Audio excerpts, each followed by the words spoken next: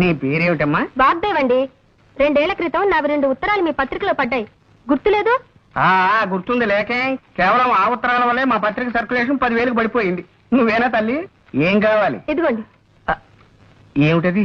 నేను ఈ మధ్య కొన్ని కవితలు రాశాను, మచ్చుక్క ఒకటి వినిపిస్తాను, వినండి. ఆకాశం రంగు నీలంగానే ఎందుకుంటుంది? ఎర్రగా ఉంటే బాగుండదు గనక.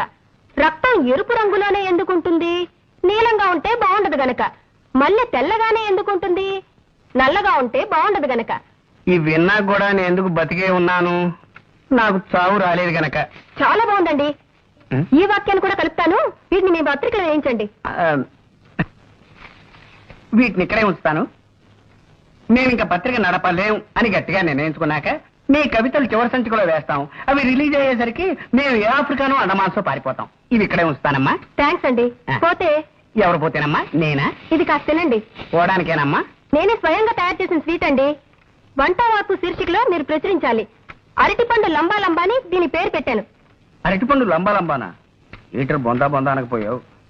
అలాగే ప్రచురిస్తానమ్మా. మళ్ళీ తినడం ఎందుకు రిస్క్? జీవితం మీద ఆశ ఉన్నవాడిని. ఇది ఇక్కడే ఉంచమ్మా. వస్తానండి. వచ్చేసారి ఇంకొన్ని కవితలను స్వీటు తెస్తాను. మళ్ళీ మీరు ఎప్పుడు వస్తారో ముందుగా చెప్తే ఆ రోజున సెలవు పెట్టుకుంటాను.